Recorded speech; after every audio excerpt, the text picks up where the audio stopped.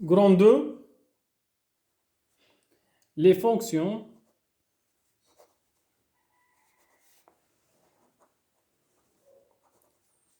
circulaires ou bien trigonométriques inverses.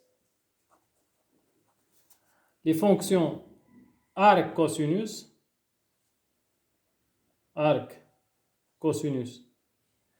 et arc sinus, arc tangente et arc cotangente. Soit un angle alpha entre quoi et quoi normalement? Entre 0 et pi. Donc soit disons ça c'est 0, ça c'est x, et ça c'est y.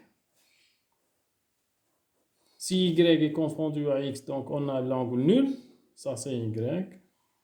y1, soit disons ici, donc yn, ça c'est l'angle pi. Donc entre 0 et l'angle pi. Ok? Pour alpha entre 0 et pi, soit alpha quelconque, donc cosinus de alpha égale à x, une valeur qui mesure l'angle ou bien le cosinus de l'angle alpha. C'est-à-dire quoi ça? C'est-à-dire que arc cosinus de x égale alpha. Donc arc cosinus, c'est la fonction réciproque de la fonction cosinus. Donc on a arc cosinus de x, c'est alpha. De x, c'est égal à alpha. Autrement, l'arc cosinus d'un nombre réel x, puisque x entre moins 1 et 1, n'importe quel angle, alpha entre 0 et pi, cos alpha, cosinus de alpha, c'est entre moins 1 et 1. Ok? Donc x appartient à moins 1 et 1. Donc arc cosinus de x, c'est égal à alpha. Donc c'est l'unique mesure d'angle dont le cosinus vaut ce nombre entre l'angle nul et l'angle plat. Donc c'est la fonction qui associe à tout nombre réel compris au sens large entre moins 1 et 1.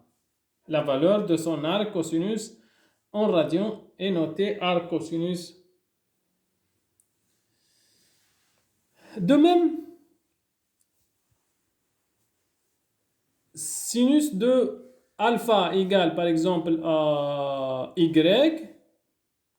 Donc arc sinus de y, c'est égal à alpha. La fonction arc sin, c'est la fonction réciproque de la fonction sinus y. Tangente alpha égale à z, par exemple. Donc arc tangente de z, c'est égal à alpha. Donc c'est la fonction réciproque de la fonction tangente. C'est arc tangente. Graphiquement, donc on va faire un petit tableau.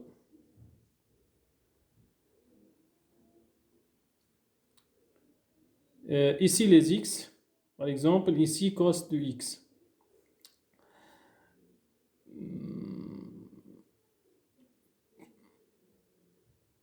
On a dit que pour l'angle alpha entre 0 et pi, je commence par 0. Cosinus de 0, c'est 1. Ok? Et cosinus de pi sur 2, c'est 0. Et pi, cosinus de pi, c'est moins 1. Si on fait la représentation graphique, donc ici, les x, ici c'est la fonction cosinus de x. Par exemple, ici, c'est entre donc 0 et pi. Ça, c'est 0. Ça, c'est pi sur 2. Et ça, c'est pi. Ça, c'est, soi-disant, 1. OK. Et ça, c'est ici. Ici, c'est moins 1. OK. Donc, cosinus de 0, c'est 1. Cosinus de pi sur 2, c'est 0. Et cosinus de pi, c'est moins 1. Okay? Donc ça, c'est graphiquement la fonction cosinus entre 0 et pi. Okay? Maintenant, la fonction réciproque de cosinus de x. Je vais faire un petit tableau.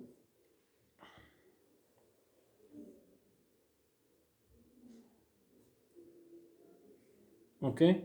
Ça, c'est alpha. Et ça, c'est arc cosinus de alpha. Maintenant, si alpha égale à 1, donc on a cosinus de 1 égale à 0. Ou bien cosinus de 0, c'est égal à 1. Cosinus de 0 égale à 1. Donc, si on a ici 1, donc arc cosinus de 1, c'est égal à 0. Arc cosinus de 0, c'est pi sur 2. Et arc cosinus de pi, c'est moins 1. Ou bien arc cosinus de moins 1, c'est pi. OK? Donc, on a cos pi égale à moins 1. C'est-à-dire quoi?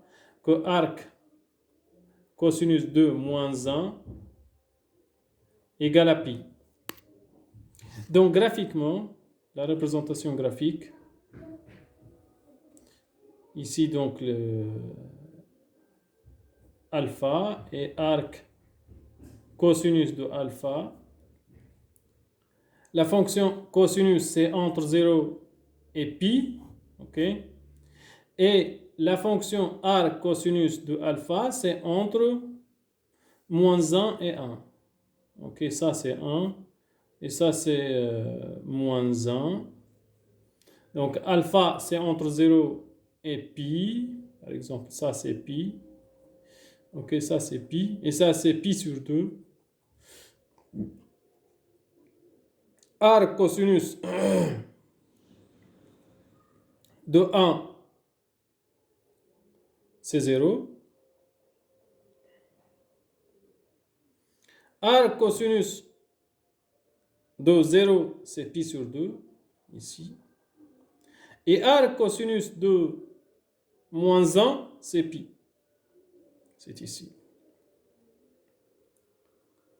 Donc ça, c'est graphiquement la fonction arc cosinus.